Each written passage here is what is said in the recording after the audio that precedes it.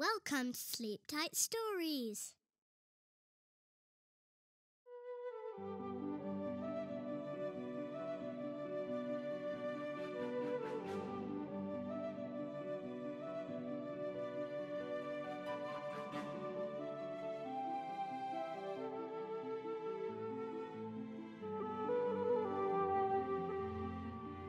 The Selfish Giant. Every afternoon, as they were coming from school, the children used to go and play in the giant's garden. It was a large, lovely garden with soft, green grass.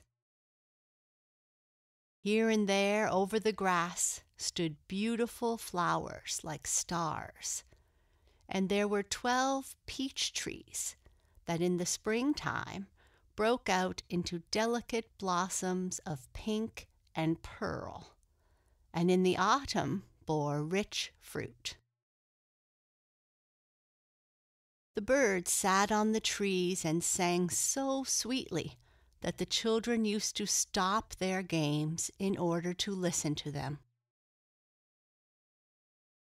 "How happy we are here!" they cried to each other. One day, the giant came back. He had been to visit his friend, the Cornish ogre, and had stayed with him for 7 years. After the 7 years were over, he had said all that he had to say, for his conversation was limited, and he was determined to return to his own castle. When he arrived, he saw the children playing in the garden. "What are you doing here?" he cried in a very gruff voice, and the children ran away. "My garden is my own garden," said the giant. "Anyone can understand that, and I will allow nobody to play in it but myself." So he built a high wall all round it and put up a notice board. "Trespassers will be prosecuted." He was a very selfish giant. The poor children had nowhere to play now. They tried to play on the road, but the road was very dusty and full of hard stones, and they did not like it. They used to wander round the high wall when their lessons were over and talk about the beautiful garden inside. "How happy we were there," they said to each other. Then the spring came, and all over the country there were little blossoms and little birds. Only in the garden of the selfish giant, it was still winter. The birds did not care to sing in it, as there were no children, and the trees forgot to blossom. Once a beautiful flower put its head out from the grass, but when it saw the notice board, it was so sorry for the children that it slipped back into the ground again and went off to sleep. The only people who were pleased were the snow and the frost. "Spring has forgotten this garden," they cried, "so we will live here all year round." The snow covered up the grass with her great white cloak, and the frost painted all the trees silver. Then they invited the north wind to stay with them, and he came. He was wrapped in furs, and he roared all day about the garden and blew the chimney pots down. "This is a delightful spot," he said. "We must ask Hale to come for a visit." So Hale came. Every day for 3 hours he rattled on the roof of the castle till he broke most of the slates, and then he ran round and round the garden as fast as he could go. He was dressed in gray, and his breath was like ice. "I cannot understand why the spring is so late in coming," said the selfish giant as he sat at the window and looked out at his cold, white garden. "I hope there will be a change in the weather." But the spring never came, nor the summer. The autumn gave golden fruit to every garden, but to the giant's garden she gave none. "He is too selfish," she said. So it was always winter there.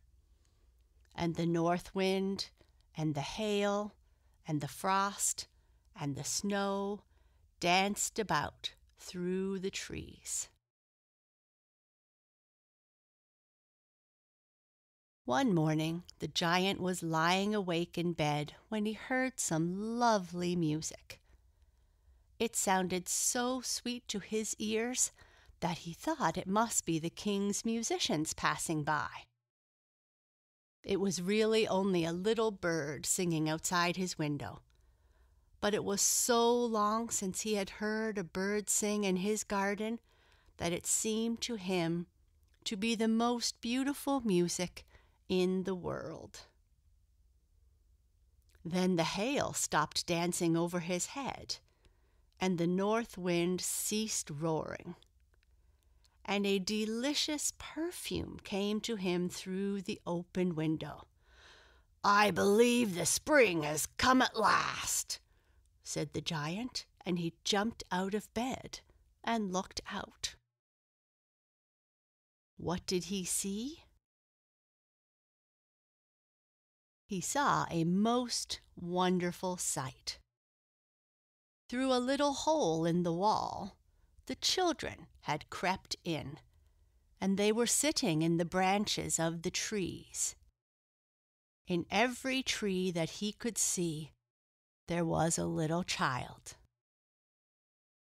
And the trees were so glad to have the children back again that they had covered themselves with blossoms and were waving their arms gently above the children's heads.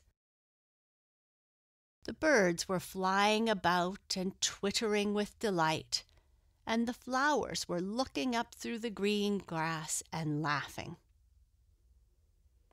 It was a lovely scene. Only in one corner it was still winter. It was the farthest corner of the garden, and in it was standing a little boy. He was so small that he could not reach up to the branches of the tree, and he was wandering all around it, crying. The poor tree was still quite covered with frost and snow, and the north wind was blowing and roaring above it. "Climb up, little boy," said the tree, and it bent its branches down as low as it could. But the boy was too tiny. And the giant's heart melted as he looked out. "How selfish I have been," he said. "Now I know why the spring would not come here. I will put that poor little boy on the top of that tree, and then I will knock down the wall, and my garden shall be the children's playground forever and ever." He was really very sorry for what he had done. So he crept downstairs and opened the front door quite softly and went out into the garden. But when the children saw him, they were so frightened that they all ran away.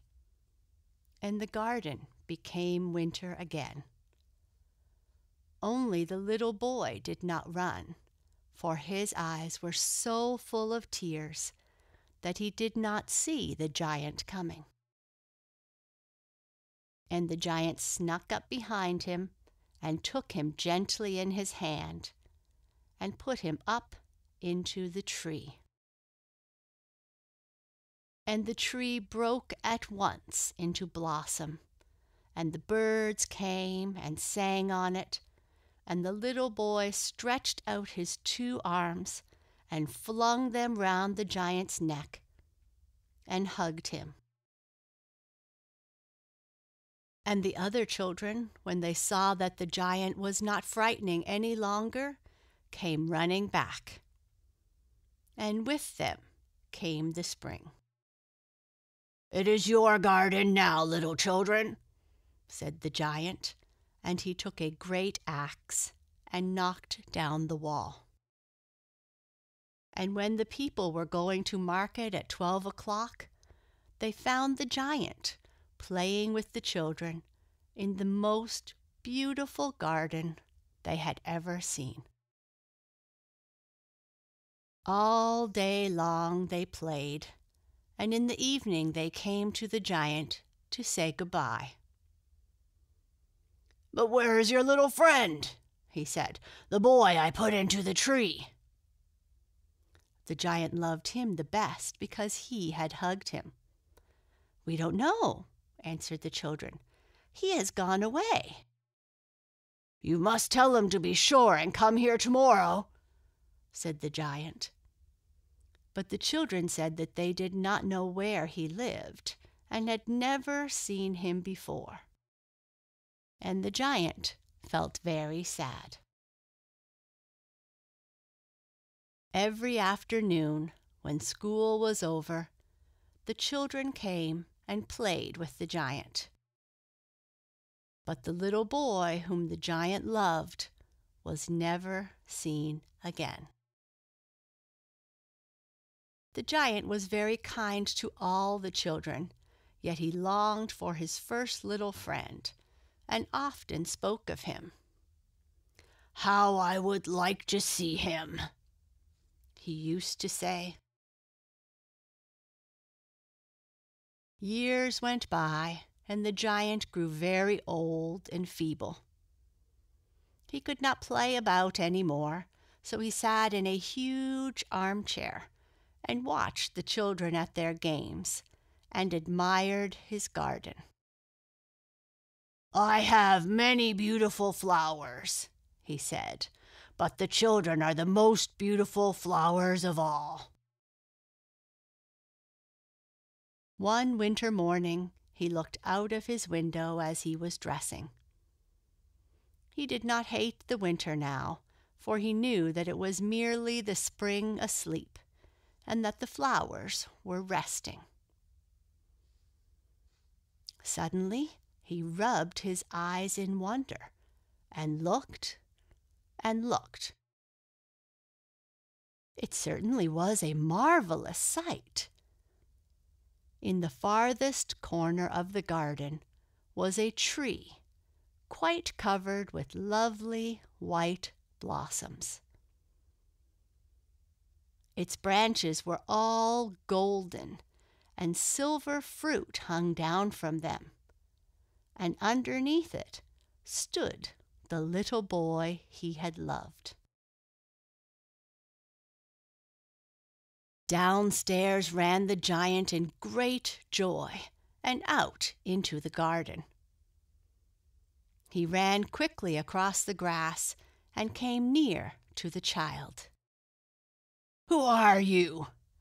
said the giant, and a strange feeling fell over him, and he knelt before the little child. And the child smiled at the giant and said to him, "You let me play once in your garden.